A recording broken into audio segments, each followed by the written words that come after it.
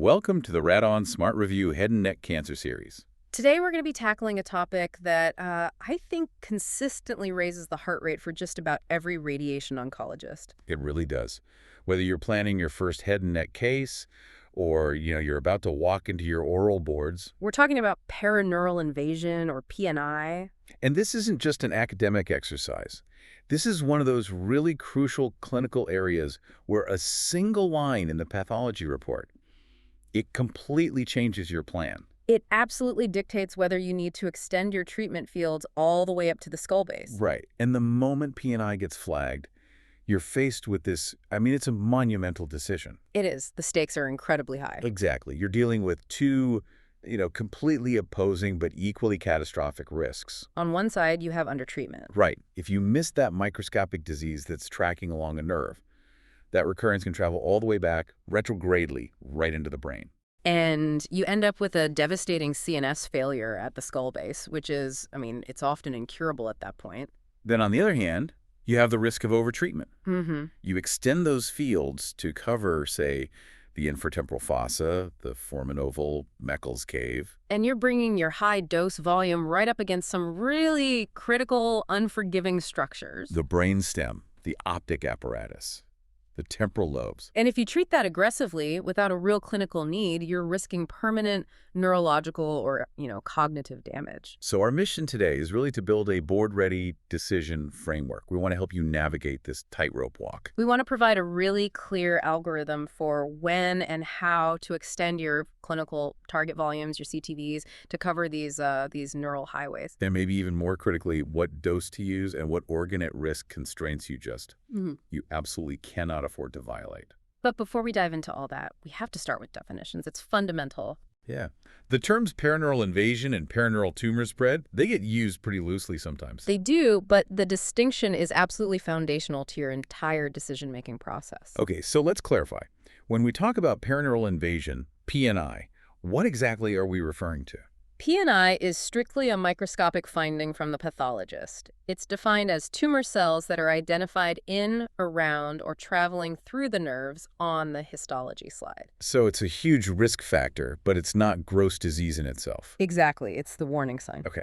And then we have the other term, the one that really dictates dose escalation, perineural tumor spread, or PNS. PNS is the macroscopic behavior. This is clinical or radiographic disease that's actually traveling along that nerve pathway. So like new numbness or pain. Right. Or if your imaging shows explicit enhancement, thickening, or, widening of the foramen, that confirms PNS. And that gets treated as gross extension. 100%. So to use the analogy that really helps clarify the stakes, and this one is pretty much mandatory for boards, PNI is the microscopic warning sign.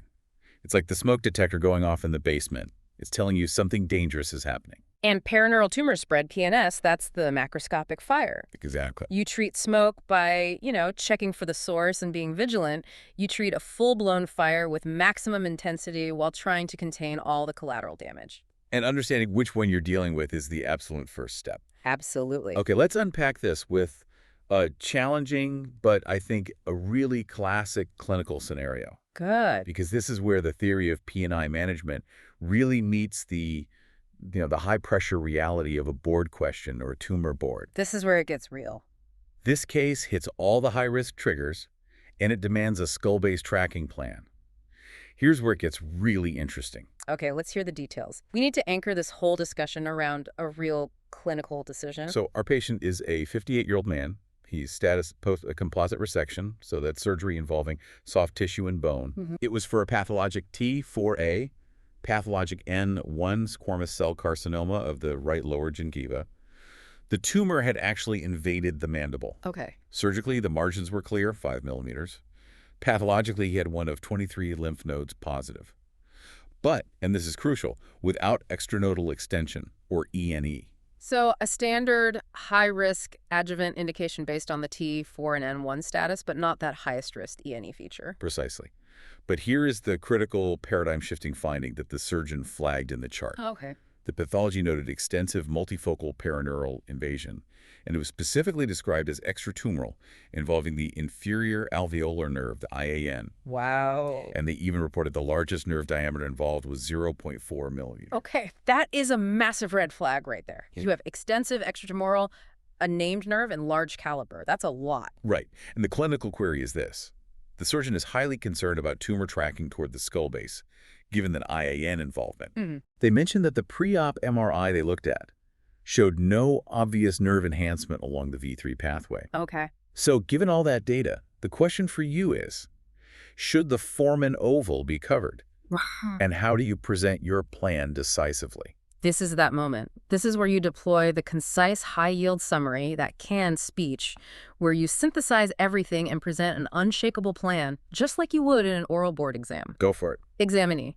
This is a 58-year-old man with pathologic T, 4, a pathologic N, 1, right lower gingival squamous cell carcinoma status post-composite resection with negative margins, 1 involved lymph node without extranodal extension, and extensive extratumoral perineural invasion involving the inferior alveolar nerve with large caliber involvement reported at 0.4 millimeters. Given extensive extratumoral named nerve involvement, I would add retrograde neural coverage along V3 from the mandibular canal back through the mandibular foramen and infratemporal course to the foramen oval. Excellent. And the dose strategy? The dose to the subclinical neural pathway would typically be 60 gray, with escalation towards 66. Gray reserved for areas of highest risk, close margins, gross disease, or radiographic involvement. The primary tumor bed would receive standard adjuvant high-risk dosing, and the neck would be treated per standard postoperative risk stratification. Although the preoperative MRI did not show radiographic perineural tumor spread, the high-risk pathologic features mandate neural coverage. Before finalizing contours, I would obtain or review a dedicated thin-slice skull-base MRI with T1 fat-suppressed post-contrast sequences to optimize detection of subtle perineural tumor spread and to decide if the foramen oval or Meckel's cave requires dose escalation based on new findings. That summary is perfect. And it's perfect because you didn't let that negative imaging override the clearly high-risk pathology. Right. And that is the first major clinical trap we see people fall into. The PATHS report, when it's high risk like this, it forces you to act, regardless of the potentially, suboptimal or outdated imaging study. Exactly. A negative pre-op MRI often means one of two things. Either the disease is truly just microscopic, or the MRI wasn't the right sequence. Maybe it wasn't thin enough to detect subtle enhancement, which we know can be incredibly hard to spot early. You have to assume the microscopic fire escape is open. You have to. This leads us right into our next major point. The ability to correctly interpret the pathology is the foundation of this entire decision. P&I is not a simple yes or no. It requires risk stratification. You mentioned 5 critical factors we use to dictate that CTV decision. Absolutely. The nuance in that PATH report is the difference between a simple local treatment and a very complex skull base plan. We rely on 5 key descriptors from the pathologist. Okay, let's start with the factor that immediately moves P&I from just a local phenomenon to, aggressive spread. That would be the distinction between intratumoral versus extratumoral P&I. So intratumoral means the nerve involvement is contained entirely within the visible boundaries of the main tumor mass. It's still concerning, but it's often managed by the margins of your primary CTV. Right. But extratumoral P&I, that means the tumor cells have been found outside the macroscopic tumor boundary. This strongly implies true longitudinal spread. The tumor has used the nerve as a highway to get out. And our case patient had this, which is a huge risk amplifier. A massive one. Okay, the second factor addresses the burden of disease. Right, that's focal versus extensive or multifocal. If the pathologist reports just a single small focus of P&I, you might be a little more cautious about tracking all the way. But if they describe it as extensive or multifocal, meaning multiple nerve bundles throughout the specimen are just permeated, it suggests a really aggressive behavior and a high likelihood of residual disease tracking up that nerve. So that feature also pushes the decision hard toward adding that neural pathway CTV. It does. The third factor is probably the most practical for the person contouring because it defines the roadmap. And that's named nerve versus unnamed twigs. Unnamed nerves are these tiny terminal sensory branches, often less than 0.1 millimeters. Right. But named nerves, the inferior alveolar nerve, the lingual nerve, the greater palatine nerve, these are defined, known anatomic highways.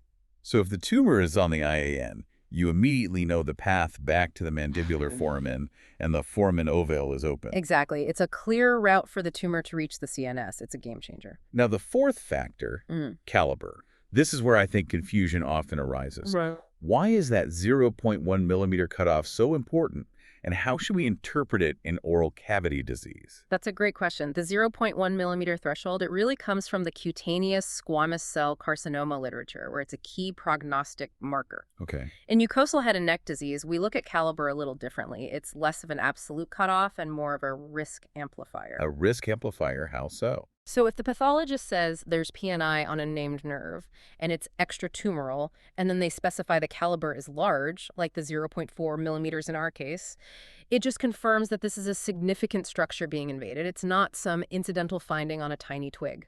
So a large caliber, combined with the other high-risk factors, just solidifies the need for full tracking. Precisely. If you see extratumoral PNI on a named nerve that's 0.4 millimeters, you know you're tracking. Okay. And the fifth and final factor is the biggest status change. This is the shift from the smoke detector to the actual fire. That is radiographic perineural tumor spread, or PNS.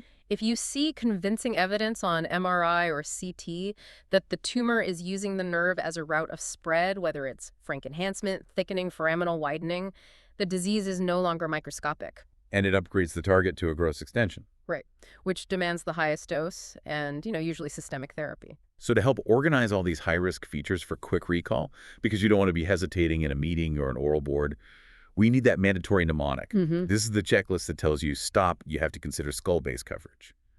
The mnemonic for tracking nerves is AELNMR. That is the essential memory locking tool. Let's break down how we use AELNMR. Okay. A stands for adenoid cystic carcinoma, or any other really neurotropic salivary histology. Like polymorphous, low-grade adenocarcinoma. Exactly. These histologies are so notorious for PNI that even if the pathologist can't find it, we often assume there's a cold spread and treat the pathway anyway. Right. E is for extensive or extratumoral PNI.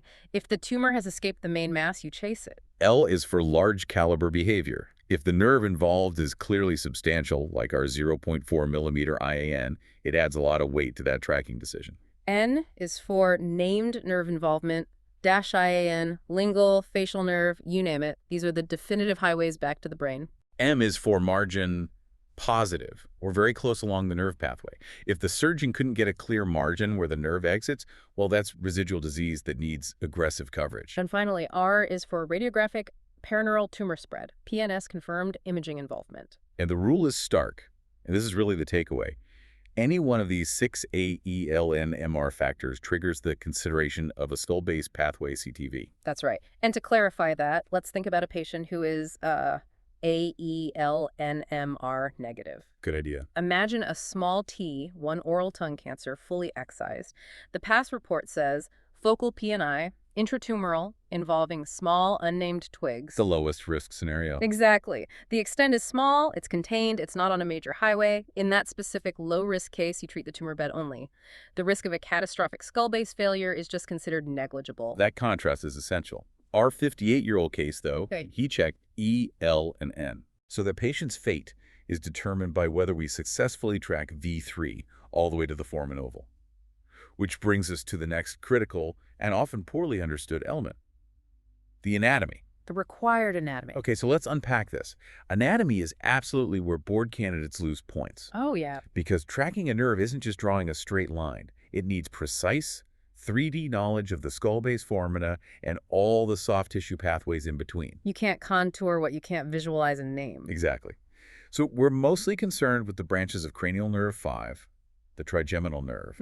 It has 3 divisions, V1, V2, and V3. And for the oral cavity, we are overwhelmingly focused on V2 and V3 territory. The lower oral cavity floor of mouth, lower gingiva, retromolar trigone, that's V3 territory. And that's the pathway for our patient. Right. And the upper oral cavity, like the hard palate and upper gingiva, that's generally V2 territory. Okay, let's focus on V3, since it's the most common pathway we see in oral cavity cancer. Our case involves the inferior alveolar nerve, IAN. Walk us through the retrograde route. So the IAN starts in the infratemporal fossa, but then it quickly dives into the bone. It enters the mandible at the mandibular foramen, which is an opening on the medial surface of the mandibular ramus. From there, the nerve runs the length of the mandible inside the mandibular canal, supplying the teeth, before its terminal branch exits as the mental nerve. So if we see PNI on the IAN inside that canal, we have to track it backward, retrogradely. What's the path back to the brain? It's the path of least resistance. You go from the canal, back out the mandibular foramen where it joins the main V3 trunk. Okay. And this trunk then courses superiorly through the infratemporal region, a critical soft tissue space, and then it enters the skull base at the foramen oval. And the foramen oval is the absolute primary skull-based target for lower oral cavity PNI. Why is it so important to get that contour perfect? Because the foramen oval is the gateway. Once V3 passes through it, it immediately connects to the main sensory body of the nerve, the trigeminal ganglion, which sits in Meckel's cave. Which is right next to the cavernous sinus and other CNS structures. Exactly. If the tumor breaches the foramen oval, Meckel's cave involvement is the next terrifying step. What about other V3 players? The lingual nerve is often involved in floor-of-mouth cancers. Right. The lingual nerve is a large sensory nerve, runs parallel to the mandible, gives sensation to the tongue, and while it doesn't go through the mandibular canal, it also tracks back through that same infratemporal fossa to join the V3 trunk, and ultimately it exits through the foramen oval. So the skull-based target for high-risk lingual nerve PNI is exactly the same, the foramen oval. Exactly the same. Okay, now let's switch gears to V2 territory. Let's say we have an extensive squamous cell of the hard palate. What's the highway there? For upper oral cavity lesions, like the hard palate or upper gingiva, they use the palatine nerves. These nerves track up through the hard palate bone and then into this critical soft tissue crossroads called the pterygopalatine fossa. It's a deep cavity just behind the maxilla. And from the pterygopalatine fossa, where's the skull base exit?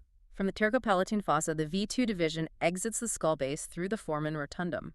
So if you have high-risk PNI in V2 territory, you have to track through the pterygopalatine fossa to the foramen rotundum. You must. So the ultimate board pearl that connects these two divisions is essential. Where's with it? For lower oral cavity PNI, chase V3 through the foramen oval.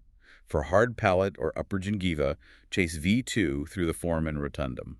Both pathways, V2 and V3, ultimately converge at Meckel's cave. That single statement proves you understand the major routes. Absolutely. And a quick practical contouring pearl, because finding these foramina can be really tricky on planning scans. Yeah. The foramen oval is always located anterior medial relative to the foramen spinosum. And the foramen spinosum is easy to find because it usually has the middle meningeal artery running through it. Exactly, making it a reliable bony landmark.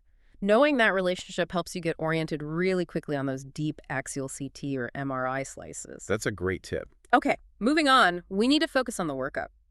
If pathology triggers an AELN-MR response, your immediate next step is to confirm or rule out macroscopic PNS. And that requires the right imaging. We have to definitively establish if the PNI has crossed over into PNS because that changes our dose and potentially our systemic therapy plan. Right. And for visualizing soft tissue changes along a nerve pathway enhancement, thickening, loss of fat planes, MRI is unequivocally superior to CT for detecting PNS. But, and there's a huge but here, there is a huge caveat that often leads to clinical errors.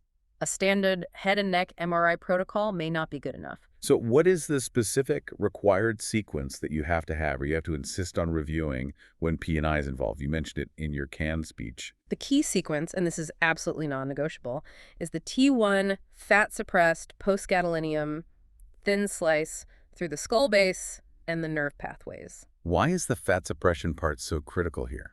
Because T1 sequences naturally make fat signal very bright, nerves are surrounded by perineural fat, which basically acts like camouflage for any subtle enhancement. Okay.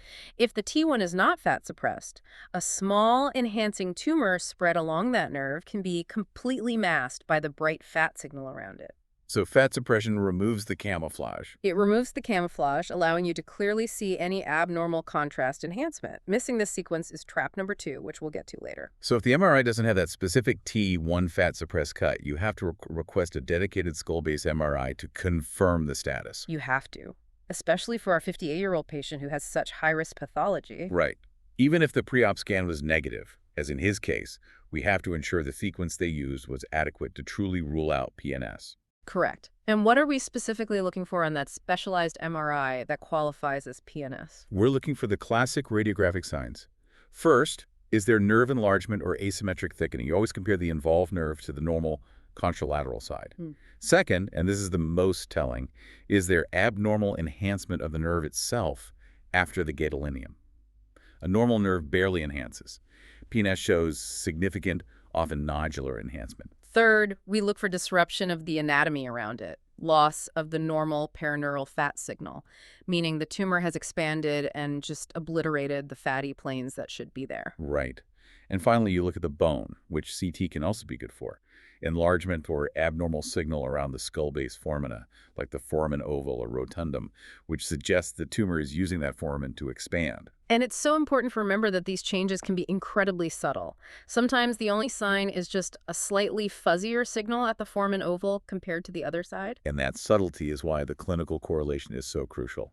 Absolutely. Clinical symptoms are often the earliest, most reliable warning sign of PNS. Sometimes they even show up before clear MRI changes. Okay, give us the top symptoms tied to these nerve pathways. If a patient reports persistent, new lower lip numbness, that is highly suggestive of IAN involvement. Right, because the IAN gives off the mental nerve. Exactly. So dysfunction presents as numbness in the chin or lower lip. If we hear about referred ear pain that seems just disproportionate or deep, especially in the preauricular region, that strongly suggests V3 involvement tracking, proximally. Okay. And what about V2 symptoms affecting the upper half of the face? Cheek or upper lip numbness suggests V2 involvement. That means you have to meticulously evaluate that pterygopalatine fossa pathway back toward the foramen rotundum. And if a patient comes in with a complaint of new trigeminal neuralgia? That is the most severe warning sign of central spread. The presence of any of these symptoms moves you instantly into the highest risk category, regardless of what the MRI shows. So we've used the AELNMR criteria to decide if we need to track, and we've reviewed the imaging to determine if the disease is microscopic PNI or gross PNS. So what does this all mean for the if-then framework? Let's solidify the core decision-making strategy using 3 risk buckets. This is the crux of the plan. Okay, bucket 1, low risk. Recap that for us.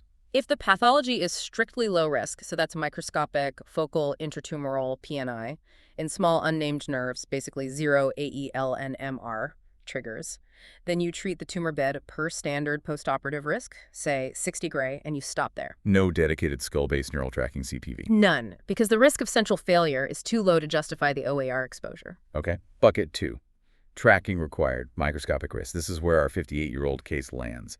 Extensive IAN involvement, but no PNS on imaging. If you have extensive extratumoral, multifocal, or named nerve involvement, any AELNMR factor, you must add neural coverage along that precise anatomic pathway toward the skull base. And that CTV extension covers the microscopic risk that has already left the primary site. Right. And the dose is subclinical, typically 54 to 60 gray. And then bucket 3, gross disease radiographic PNS. If that MRI shows an enhancing nerve or an expanding foramen, you must treat this as gross extension. You contour the visible abnormality and the adjacent pathway, and you must escalate the dose to that segment. And given that level of local spread, concurrent systemic therapy is strongly indicated. Strongly, assuming the patient is medically fit. Let's spend a minute on the dose philosophy, particularly for that subclinical pathway. Why the range of 54 to 60 gray? Isn't 60 gray the standard for all microscopic, high-risk CTVs? It often is 60 gray, but that 54 gray option is important, and it's often used clinically. Okay. The choice between 54 and 60 for the microscopic neural pathway is often dictated by 2 things. First, the specific level of risk, and second, the proximity to your critical OARs. Can you elaborate on the risk differentiation part? Sure. If you have an adenoid cystic carcinoma, the A in the mnemonic, that is high risk but has no PNI identified on path. You're treating purely electively. In that case, 54 gray might be sufficient to clear that assumed occult spread, especially if the OARs are exceptionally tight, like the brainstem. Okay. But what about our case, where there's confirmed escape behavior? Right. If you have robust extratumoral named nerve PNI, like our case, where you have confirmation of that escape behavior, 60 gray is strongly preferred to maximize local control of that known high-risk microscopic disease. So the decision is really in negotiation. Prioritize dose up to 60 grays, unless an OAR forces you down to 54 to maintain safety. Exactly. If the route to the foramen oval requires that V3 contour to brush dangerously close to the temporal lobe or the brainstem, and you're aiming for 60, you might have to accept a compromise of 54 on that most proximal segment of the neural CTV to protect those structures. And you have to document that trade-off carefully. Absolutely. And what about the gross PNS segment, the fire? For the enhancing gross segment, you treat it like gross residual disease. You have to aim for 66 to 70 gray.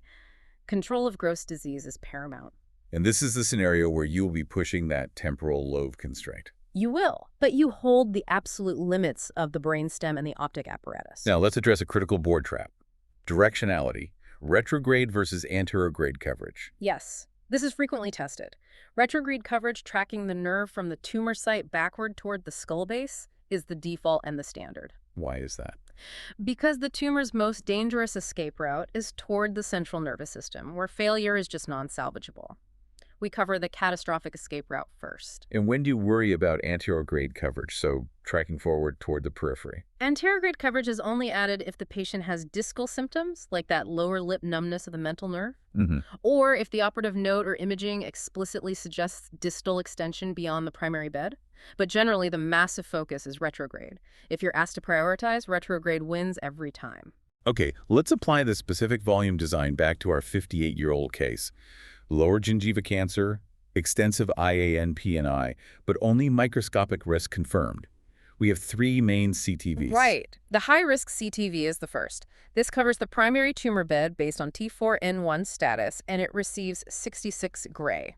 And that should incorporate the part of the mandibular canal that was clearly involved. Correct. The second CTV is the specialized neural pathway CTV, and that gets typically 60 gray. And this CTV must precisely follow that V3 retrograde highway. Exactly. Retrograde route from the mandibular canal, out the mandibular foramen, along the V3 trink, through the infratemporal fossa, all the way to the foramen oval. Now, crucially, where do we stop and why? We stop at the foramen oval for subclinical coverage. Meckel's cave is not included in this 60-degree CTV. Okay, and why not?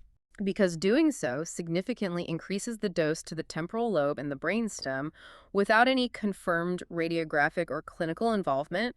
We only treat Meckel's cave if PNS is confirmed there, which would move it into bucket 3, the gross disease dose. And the third CTV is the standard elective neck CTV. Right. Typically 54 gray, covering the relevant nodal levels, usually levels 1 through 4 for oral cavity disease. The key principle is that the neural pathway volume is a precise anatomic extension, not just some generic geographical expansion. Got it. Delivery of this kind of complex plan requires IMRT or VMAT, right? Oh, absolutely. Because of the sharp dose gradients you need between the high-dose tumor bed, the intermediate dose nerve tract, and the really tight constraints required at the skull base. When we chase these nerves, especially V3 and V2, we are pushing dose proximally and superiorly, which brings us into dangerous proximity to the brain. It does. So we must discuss the 3 mandatory organ-at-risk structures that dictate the limits of our entire plan: the temporal lobes, the optic nerves and chiasm, and the brainstem. Okay, let's run through the mandatory constraints. These are based on QUA and TEC era guidance, and this stuff needs to be committed to memory. Start with the temporal lobes. For the temporal lobes, the big concern is long-term, non-recoverable radiation necrosis of the white matter. The consensus is that the risk goes up substantially above certain thresholds. We aim to keep the D maximum around 60 gray, or the D 1%, the hottest small volume, around 65 gray. And why is 60 gray such a hard limit? Because temporal lobe necrosis is devastating. It can lead to debilitating seizures, cognitive decline, memory loss, focal neurological deficits. It's a disaster. So if you have to push past 60 grays to cover gross disease at the foramen oval, you have to realize you're accepting a 5 to 15% risk of necrosis depending on the volume. And if you're hitting those limits for a prophylactic P&I track, you really need to reassess your plan or accept a dose compromise like 54 gray. Okay, next, the visual apparatus. The optic nerves and optic chiasm. The risk of radiation optic neuropathy, which is irreversible blindness, increases sharply above roughly 60 gray. Right. So in the high-risk adjuvant setting, we typically try to keep the max dose to the chiasm and nerves below 55 gray if we can, While 60 gray is the absolute hard limit for gross disease right next to it, our planning goals aim lower, maybe a Dmax of 54 because the damage is permanent. And finally, the ultimate non-negotiable, the brainstem. The brainstem handles vital functions, and high-dose injury is catastrophic.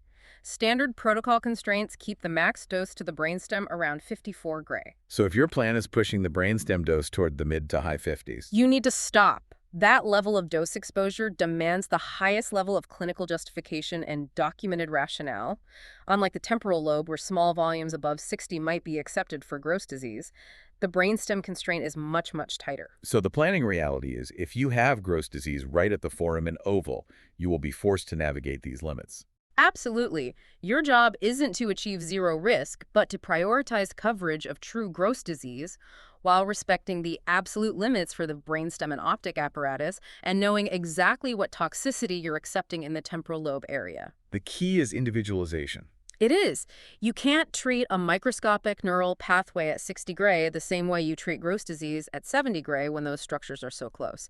That's why differential dosing between CTVs is so essential here. Okay, let's solidify these concepts with 4 mandatory board-style questions that really test the framework we've built. Ready for the pressure? Question 1, focal PNI. A 62-year-old woman undergoes resection of a floor of mouth squamous cell carcinoma. Pathology shows negative margins and reports. Focal intratumoral perineural invasion involving small unnamed nerves less than 0.1 millimeters in diameter. What is the most appropriate approach to neural coverage? A. Track the lingual nerve to the foramen oval. B. Cover the mandibular canal and foramen oval. C. Treat the tumor bed only without dedicated neural coverage. D. Extend coverage to Meckel's cave bilaterally. The correct answer there is C. Treat the tumor bed only without dedicated neural coverage. Okay, rationale. Why risk ignoring PNI altogether? Because this is that classic low-risk scenario that should not trigger skull-base tracking. It fails to meet any of the AELNMR criteria. Right. It's focal, it's confined within the tumor, and it involves only small unnamed nerves. The risk of central failure from this pattern is low enough that it's outweighed by the risk of toxicity from unnecessary skull-base irradiation. Okay. Question 2. Neurotropic histology. A 55-year-old man has a resected adenoid cystic carcinoma of the hard palate. Pathology shows negative margins, but no perineural invasion identified. MR is Negative. What is the most appropriate approach? A. Treat the tumor bed only since PNI is absent. B. Track V2 through the pterygopalatine fossa to the foramen rotundum. C. Cover only the greater palatine nerve without skull base extension. D. Observe without adjuvant radiation. The best answer here is B. Track V2 through the pterygopalatine fossa to the foramen rotundum. And that is the ultimate board trap, right? Treating a path with no confirmed disease. Explain that exception. This is the power of the A in AELNMR. Adenoid cystic carcinoma is so aggressively neurotropic, it has such a high propensity for microscopic skip lesions and occult PNI that we have to treat the at-risk pathway electively. Even if the specimen is clean and the MRI is negative. Even then, the risk of occult disease tracking through V2, which services the hard palate, is just too high to ignore. We have to cover that V2 pathway to the standard microscopic dose, typically 60 gray. Okay. Question 3. Proximal skull-base dosing. You're planning treatment for a patient with PNS tracking toward the skull base. The MRI shows enhancement at the foramen oval, but Meckel's cave appears uninvolved. What's the right approach to Meckel's cave? A. It must receive the full prescription dose. B. It should be spared as much as feasible if uninvolved, while adequately covering the involved route. C. It should always be treated to 70 gray prophylactically. D. It should be excluded entirely. The best answer is B. It should be spared as much as feasible if uninvolved, while adequately covering the involved route. Why is sparing Meckel's cave so important when the disease is literally knocking at the door? Because Meckel's cave houses the trigeminal ganglion, and it's right next to the cavernous sinus, the brainstem, and the temporal lobe. Escalating the dose to an uninvolved structure in that sensitive region, a just-in-case approach, significantly increases the risk of severe toxicity. We treat the involved route aggressively, the foramen oval to 70 gray, but we feather the dose rapidly above that segment, protecting Meckel's cave unless the imaging tells us otherwise. Got it. Question 4, imaging trap.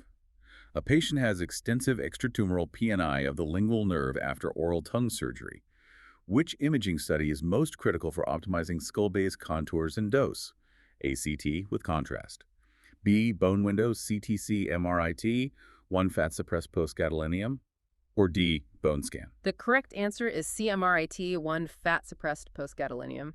And the rationale. Well, even though the lingual nerve involvement already mandates tracking, it hits the E and N and AELN-MR, we still need to know the disease status. Microscopic versus gross. Exactly. And the MRI with T1 fat-suppressed postgadolinium is the only sequence that can reliably detect that subtle, early radiographic PNS that would change your dose decision from 60 gray to 66 or 70 gray.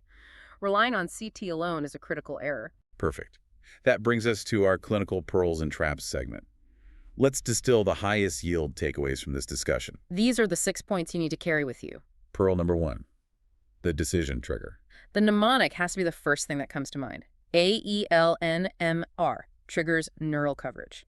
That checklist, it is your safety net. Pearl number 2, defining the pathways. Lower oral cavity chases V3 through foramen oval. Hard palate and upper gingiva chase V2 through foramen rotundum. The tumor subsite tells you the general direction to go. Pearl number 3, the specific V3 route. IAN involvement means covering the mandibular canal to the mandibular foramen, then the V3 trunk to the foramen oval. That is the precise anatomic roadmap. Pearl number 4, the imaging mandate. MRIT, one fat-suppressed postgadolinium, is the sequence. If the path is high risk, you have to insist on the right imaging to rule out the fire before you plan. Pearl number 5, the dose philosophy. Dose follows biology. Subclinical pathway gets the adjuvant dose, 54 to 60 gray. An enhancing nerve gets gross dose thinking, 66 to 70 gray. But the OAR constraints for the brainstem and optic apparatus are non-negotiable hard stops. And pearl number 6, coverage directionality. Retrograde coverage is standard. Focus your energy on the tumor escaping toward the brain.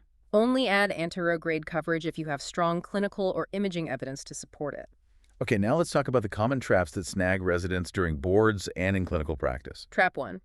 The most common mistake is failing to honor the pathology. Right. This means treating only the tumor bed when the path report shows extensive extratumoral PNI on a named nerve. If the pathology meets the AELN-MR criteria, ignoring that nerve pathway is under treatment. It's inviting a catastrophic central recurrence. Trap 2, the imaging misstep. Failing to obtain or critically review the correct skull base MRI sequence, missing subtle radiographic PNS changes your dose plan entirely and may result in underdosing gross disease that needs 70 gray. And the final trap relates directly to those OER limits we just discussed. Trap 3. Escalating uninvolved skull base structures, like Meckel's cave or the contralateral optic nerve, to full prescription dose just in case. You have to cover the necessary involved route intelligently, but you must respect the constraints to prevent severe toxicity like temporal lobe necrosis. Don't let caution turn into unwarranted aggression near critical structures. This has been a really comprehensive breakdown of PNI management. Let's finish with a final summary and a look at the sobering reality of this disease.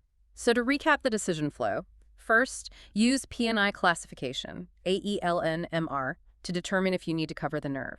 Second, use the anatomy, V2 versus V3, to define the specific pathway. Third, use the critical imaging, that MRIT, one fat-suppressed postgadolinium, to define the disease status, microscopic versus gross PNS.